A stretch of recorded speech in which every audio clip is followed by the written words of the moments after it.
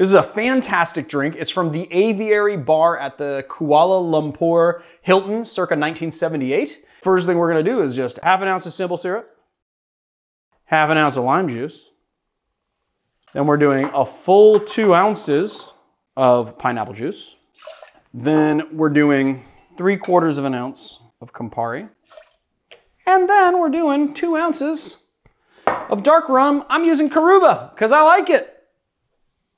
2 ounces of Karuba. If anyone wants to buy us a virtual bottle of Karuba, we're gonna need more soon. Then we're gonna do a little pebble ice, and we're gonna give it a nice little flash blend. I probably should have gotten the big one. Then we're just gonna add our pineapple fronds, and then we're gonna do that, and that is our jungle bird. I don't know. I guess that's it. See you on another time.